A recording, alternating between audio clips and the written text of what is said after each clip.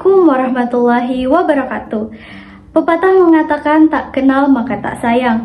Maka dari itu, agar kita saling sayang, izinkan saya memperkenalkan diri. Perkenalkan, nama saya Khafifah Nur Azmi dengan NIM 22109141200012 dari Program Studi Psikologi Fakultas Kedokteran Universitas Lambung Mangkurat. Tujuan saya membuat video ini adalah untuk pemenuhan tugas Bahasa Indonesia dengan dosen pengampu Ibu Dr. Nur Cahaya MPD. Topik pembahasan kali ini adalah kesehatan mental dengan judul Pengaruh Bullying Terhadap Kesehatan Mental Remaja. Sebelum masuk ke pembahasan inti, saya akan memaparkan mengenai kasus bullying yang terjadi. Komisi Perlindungan Anak atau KPAI merilis data sepanjang tahun 2022, setidaknya sudah terdapat lebih dari 226 kasus kekerasan fisik dan psikis, salah satunya yakni perundungan atau bullying yang terus meningkat hingga saat ini. Maraknya kasus bullying yang terjadi di seluruh dunia, apalagi di kalangan remaja, sepertinya tidak dapat terelakkan. Bahkan, karena tingginya kasus bullying yang terjadi di Korea Selatan, ada kisah nyata yang diangkat dalam sebuah drama Korea dengan judul The Glory. Drama Korea dengan judul The Glory menceritakan kasus bullying yang dialami oleh seorang remaja dengan sangat parah dan sadis semasa dia sekolah di SMA. Nah, itu tadi adalah sekilas info tentang kasus bullying yang pernah terjadi. Selanjutnya kita membahas mengenai makna dari bullying. Bullying berasal dari kata serapan bahasa Inggris yakni bully yang berarti menggeretak atau mengganggu.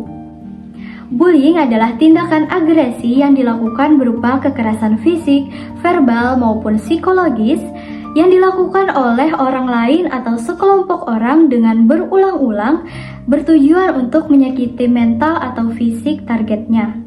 Adapun pengertian bullying menurut psikolog Swedia, Dan Olweus mengatakan bahwa bullying merupakan perilaku negatif yang mengakibatkan seseorang merasakan ketidaknyamanan atau terluka yang dilakukan secara terus-menerus dengan adanya ketidakseimbangan kekuasaan antara pelaku dan korban. Bentuk-bentuk perilaku bullying ada 4. Yang pertama adalah bullying fisik, yang kedua bullying verbal, yang ketiga bullying psikologis, dan yang keempat bullying elektronik. Nah, bagaimana sih pengertian singkat dan contoh dari bentuk-bentuk bullying tersebut? Mari saya jelaskan. Yang pertama yakni bullying fisik. Bullying fisik merupakan suatu aksi yang disengaja untuk menyakiti korban secara fisik. Contohnya adalah seperti menendang, memukul, mendorong, mencubit, dan lain halnya. Biasanya bullying fisik terjadi pada anak laki-laki dibanding anak perempuan. Yang kedua, bullying verbal. Bullying verbal merupakan tindakan yang dilakukan untuk menyakiti korban secara verbal. Contohnya seperti mengejek, menertawakan, memberikan julukan nama, kritikan kejam, berkata kasar, penghinaan yang mengintimidasi, dan lain sebagainya. Yang ketiga, bullying psikologis. Bullying psikologis adalah suatu tindakan yang dilakukan secara sistematis untuk melemahkan harga diri korban. Contohnya seperti mengucilkan, mengabaikan, menyebarkan gosip yang tidak benar, memandang sinis, mencibir, meneror, dan lain sebagainya. Yang terakhir yakni yang keempat adalah bullying elektronik. Bullying elektronik merupakan suatu tindakan penindasan yang dilakukan melalui sarana elektronik yang bertujuan untuk menyakiti korban di dunia maya atau sosial media.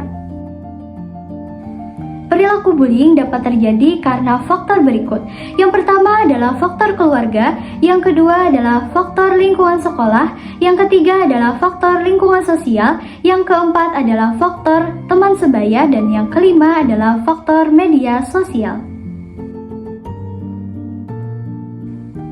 Selanjutnya, perilaku bullying tentunya memberikan dampak buruk terhadap kesehatan mental remaja. Dampak buruk tersebut seperti yang pertama, depresi, yang kedua, kecemasan, yang ketiga, masalah psikomatik, yang keempat, keinginan bunuh diri, yang kelima, penyalahgunaan obat-obatan dan alkohol, dan yang keenam, masalah emosional. Yang terakhir yakni cara pencegahan perilaku bullying adalah dengan yang pertama, memberikan edukasi tentang makna perilaku bullying. Yang kedua, memberanikan diri untuk mengungkapkan bullying. Yang ketiga, mendiskusikan perilaku bullying untuk pemulihan dan menciptakan kesadaran diri. Yang keempat, memberikan peraturan yang tegas terhadap perilaku bullying. Closing statement dari saya kepada seseorang yang pernah mengalami perilaku bullying adalah seseorang yang bangkit setelah jatuh jauh lebih kuat daripada seseorang yang tidak pernah jatuh sama sekali. Pada akhirnya, hatimu akan dibuat sembuh oleh seseorang yang tahu bagaimana caranya menyembuhkan. Dan pada akhirnya, hatimu akan dibuat kuat oleh seseorang yang tahu bagaimana caranya menghargaimu. Tunjukkan pada dunia bahwa kamu sangat berharga dan sangat berarti. Tetap semangat menjalani hari-harimu dan jangan mudah menyerah.